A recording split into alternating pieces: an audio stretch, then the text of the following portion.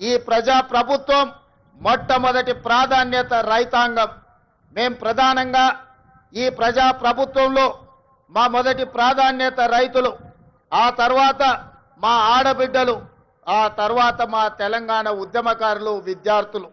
ఈరోజు తెలంగాణ రాష్ట్రంలో రైతుల గురించి చర్చించుకుంటే ఈరోజు రైతు భరోసా అన్నాడు చంద్రశేఖరరావు గారు ఎగబెట్టిపోతే ప్రభుత్వం ఏర్పడిన మొదటి 3 నెలల్లోనే 7,625 కోట్ల రూపాయలను వారు ఎగవేసిన రైతు భరోసా నిధులను మన ప్రభుత్వం, మన ఆర్థిక మంత్రి బట్టి విక్రమార్క గారు మొట్టమొదటి విడతలో రైతు భరోసా నిధులను వేయడం జరిగింది.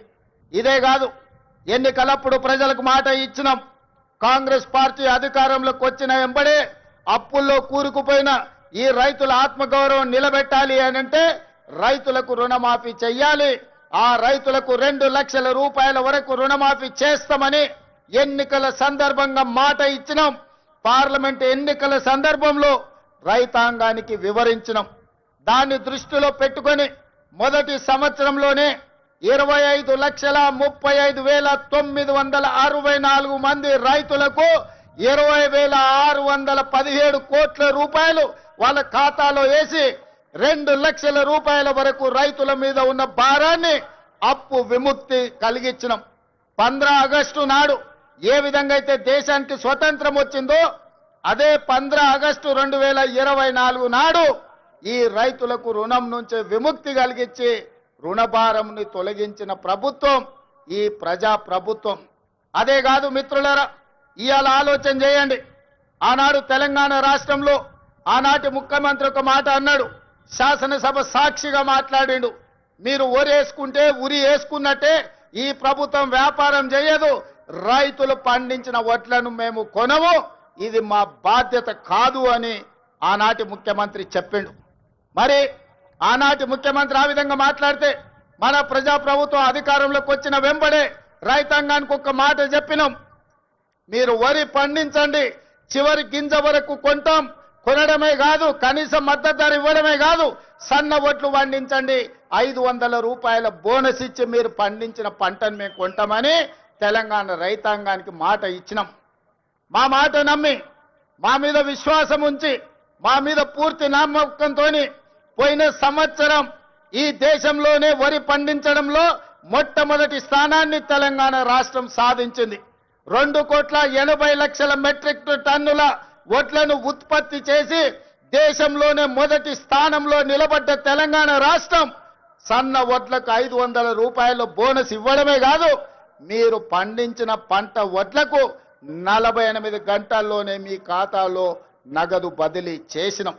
ఆనాడు తాలు పేరు మీద, ఆనాడు తడి పేరు మీద, తుట్టి పేరు మీద క్వింటాల్కు 10 కిలోలు దళారులు దోసుకుంటుంటే మనం ప్రభుత్వంలోకి వచ్చిన తర్వాత ఈ దళారులను, ఈ మిల్లర్లను ఎవరైతే మోసం చేస్తుండ్రో మీ తోలు తీస్తాం, 1 కిలో కూడా తక్కువ తూకం చేసినా మీ తోలు ఒలుస్తామని చెప్పి తాలు పేరు మీద, తడి పేరు మీద జరుగుతున్న దోపిడీని నిలువరించి రైతులను ఆదుకున్న చరిత్ర ఈ రోజు మన ప్రభుత్వాన్ని అని చెప్పి నేను ఈ సందర్భంగా చెప్పదలుచుకున్న మిత్రులారా, ఇవాళ దేశంలో తలెత్తుకొని గర్వంగా నిలబడి ఈ దేశంలోనే అత్యధికంగా వరి ధాన్యాన్ని ఉత్పత్తి చేసే రాష్ట్రం మాది. మా దగ్గర గిట్టుబాటు ధరనే కాదు 500 రూపాయల బోనస్ ఇస్తున్నామని చెప్పి గర్వంగా చెప్పుకునే రాష్ట్రం ఏదైనా దేశంలో ఉంది అంటే అది తెలంగాణ రాష్ట్రం అన్న సంగతి నేను గుర్తు చేయదలుచుకున్న మిత్రులారా. ఇవాళ మీరు ఆలోచన చేయండి. చాలా మంది అన్నారు, వాళ్ళకి తెలుసు వాళ్ళు ఏ విధంగా రాష్ట్రాన్ని దివాలా తీపిచ్చిండ్రు. ఒక క్యాన్సర్ పేషెంట్ చూడడానికి బాగా కనిపించిన కిడ్నీలు దెబ్బతిని, గుండె దెబ్బతిని, రక్తము సరైన బీపీ షుగర్లు అన్ని క్యాన్సర్ ఉండి చనిపోయే ముందు ఏ విధంగా ఉంటాడో రాష్ట్ర ఆర్థిక వ్యవస్థను చంద్రశేఖరరావు గారు క్యాన్సర్ బారిన పడేసినట్టు పడేసి 8,29,000 కోట్ల రూపాయలతో మాకు అప్పచెప్పిండు మిత్రులారా. ఆనాడు ధనిక రాష్ట్రం 16,000 కోట్ల రూపాయల మిగులు బడ్జెట్తో అప్పచెప్తే 10 ఏళ్లలో 8 లక్షల కోట్ల రూపాయలు అప్పు చేశాడు. ఇవాళ వాళ్ళు గొప్పలు చెప్తున్నారు. ఆయన శనిమామ, శకుని మామ, అల్లుడేమో శనీశ్వర అల్లుడు ఇవాళ మాట్లాడుతున్నాడు. శకుని మామకు తగ్గట్టు శనీశ్వరపు అల్లుడు జమైండు, ఇవాళ మీరేం చేసిండ్రయ్యా రైతులకు అంటున్నాడు.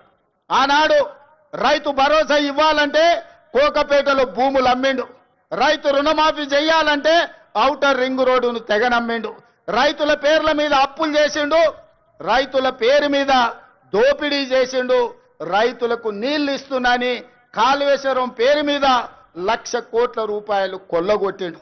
ఇవాళ రైతుల ముసుగులో రైతు సెంటిమెంట్ను అడ్డం పెట్టుకొని ఆనాడు భూములు అమ్ముకోవడమే కాదు, ఔటర్ రింగ్ రోడ్డును తాకట్టు పెట్టడమే కాదు, 1,00,000 కోట్ల రూపాయలు కాళేశ్వరంలో కట్టడం కూలడం జరిగింది. ఇవాళ రైతు సెంటిమెంటును వాళ్ళ ఆదాయ వనరుగా మార్చుకున్నారు. ఇవాళ 1,000 కోట్ల రూపాయలు సంపాదించుకున్నారు. నేను ఈ వేదిక మీద నుంచి అడగదలుచుకున్నా, తెలంగాణ రాష్ట్రం రాకంటే ముందు మీ ఆర్థిక పరిస్థితి ఏంది? ఇవాళ మోయినాబాద్లో హరీష్ రావుకు ఫామ్ హౌస్ ఎట్లొచ్చింది, జన్వాడలో కేటీఆర్కు ఫామ్ హౌస్ ఎట్లొచ్చింది, గజ్వేల్ ఎర్రవల్లిలో కేసీఆర్కు 100 ఎకరాల ఫామ్ హౌజులు ఎట్లొచ్చినాయి, ఇవాళ టీవీలు ఎట్లొచ్చినాయి, పేపర్లు ఎట్లొచ్చినాయి, 1,000 కోట్ల రూపాయల పెట్టుబడులు మీకెట్లొచ్చినాయి? మరి మీరేమో 1,000 కోట్ల రూపాయల అధిపతులుగా మారిండ్రు, మీరు ఐశ్వర్యవంతులైనరు. రాష్ట్రం ఎందుకు దివాలా తీసింది? రాష్ట్రానికి 8 లక్షల కోట్ల రూపాయలు అప్పెట్లొచ్చిందని నేను అడుగుతున్నా. 10 ఏళ్లల్లా ఆగర్భ శ్రీమంతులు మీరైనరు, అమీర్లలాక నిజాం నవాబుల కంటే ధనవంతులుగా మీరు మారినరు. దేశంలోనే ధనిక రాష్ట్రమైన తెలంగాణ ఇవాళ దివాలా తీసింది. చివరికి 1,00,000 రూపాయల రుణమాఫీ చేస్తాన్న మీరు 4 విడతలు అన్నారు. అసలు మీరన్నారు మిత్తి మీరే కడతా అన్నారు. అసలు లేదు మిత్తి లేదు. ఇవాళ రైతులను దివాలా తీపించిన పరిస్థితి మీది. అక్కడి నుంచి ఒక్కొక్కటిగా సరిదిద్దుకుంటూ ఇవాళ నేను చెప్పదలుచుకున్నా. ఇవాళ విద్యార్థులారా మీరు గుర్తు చేసుకోండి, మీ పాఠశాలలు మూసేసే పరిస్థితి, వేలాది పాఠశాలలు మూపించండు. ప్రభుత్వ నోటిఫికేషన్లు ఇవ్వలే, ఉద్యోగాల నోటిఫికేషన్ల కోసం ఇందిరా పార్క్ దగ్గర, లేకపోతే అశోక్ నగర్ చౌరస్తా దగ్గర, దిల్సుఖ్నగర్ చౌరస్తా దగ్గర, అమీర్పేట్ చౌరస్తా దగ్గర వేలాది మంది విద్యార్థుల నిరసన కార్యక్రమాలు ఆనాడు ఉద్యోగాల కోసం చేశారు. కానీ మన ప్రభుత్వం వచ్చిన తర్వాత మేము మీద నోటిఫికేషన్లు ఇస్తే ఇన్ని నోటిఫికేషన్లు ఎంబడెంబడే వద్దు, మేము చదువుకోలేకపోతున్నాం, నోటిఫికేషన్లను వాయిదా వేయండి ఈ దేశంలో ఏదైనా ఒక రాష్ట్రంలో ధర్నా జరిగిందంటే అది తెలంగాణ రాష్ట్రంలోనే.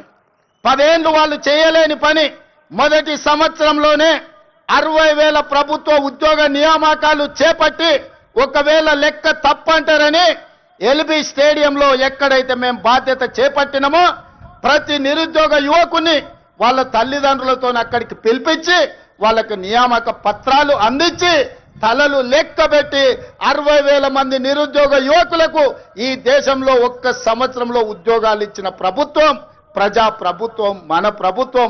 నేను ధైర్యంగా చెబుతున్నా, లెక్క పెట్టుకుంటా అంటే తారీఖు చెప్పు, 60,000 మందిని లైన్గా ఇదే సచివాలయం ముందల నిలబెట్టి ప్రతి తల లెక్క కట్టి 60,000 ఉద్యోగాలు ఇచ్చినట్టు నేను నిరూపిస్తా. చంద్రశేఖర్ రావు, 10 ఏళ్లలో నువ్వు ఎన్ని ఇచ్చినావో ప్రజలకు ఒకసారి సమాధానం చెప్పు అని నేను అడుగుతున్నా. అదేవిధంగా ఇవాళ రైతులకు సంబంధించి రైతు రుణమాఫీ కావచ్చు, రైతు భరోసా కావచ్చు, రైతు గిట్టుబాటు ధర కావచ్చు, రైతులకు 500 రూపాయల బోనస్ కావచ్చు, రైతులకు ఉచిత కరెంటు కావచ్చు, రైతులకు స్ప్రింక్లర్స్ కావచ్చు, రైతులకు డ్రిప్ కావచ్చు, గిరిజన రైతాంగానికి సోలార్ గిరి వికాసంలో సోలార్ పంపు సెట్లు కావచ్చు. దేని మీద నువ్వు చర్చ చేస్తావు? వీటన్నిటిని కలిపి ఈరోజు సివిల్ సప్లైస్ కార్పొరేషన్ నుంచి రైతులు పండించిన పంటను కొనుగోలు విషయంలో కావచ్చు 18 నెలల్లో 1,04,000 కోట్ల రూపాయలు కేవలం రైతుల మీదనే ఖర్చు పెట్టిన రైతు ప్రభుత్వం, రైతు రాజ్యం, రైతును రాజును చేసిన రాజ్యం మాది, వ్యవసాయాన్ని పండుగ చేసిన ప్రజా పాలన మాది. చర్చ చేయడానికి నువ్వు సిద్ధంగా ఉన్నవా చంద్రశేఖరరావు గారు అని నేను అడుగుతున్న ఈ వేదిక మీద నుంచి. మీరు కాళేశ్వరం ముసుగులో 1,00,000 కోట్ల రూపాయలు మీరు కొల్లగొడితే 18 నెలల్లో 1,04,000 కోట్ల రూపాయలు రైతాంగానికి అందించి రైతులను ఆదుకున్న చరిత్ర మాది. వ్యవసాయం అంటే 10 మందికి సాయం, రైతును రాజును చేయాలి, వ్యవసాయాన్ని పండుగ చేయాలన్న ఒక ఉక్కు సంకల్పంతో ఎన్ని కష్టాలు వచ్చినా ఎంతమంది తిట్టినా తిట్లన్నిటిని ఓర్చుకొని ఇవాళ ఈ ప్రజా ప్రభుత్వాన్ని ముందుకు తీసుకెళ్తున్న మిత్రులారా, ఇవాళ మహిళల విషయంలో మీరు చూడండి, ఆర్టీసీలో ఉచిత ప్రయాణం కావచ్చు, ఆడబిడ్డలకు పెట్రోల్ బంకుల నిర్వహణ కావచ్చు, ఆడబిడ్డలకు సోలార్ బిజినెస్ కావచ్చు, అదానీ అంబానీలతో పోటీ పడే విధంగా ఇవాళ 1000 మెగావాట్ల సోలార్ విద్యుత్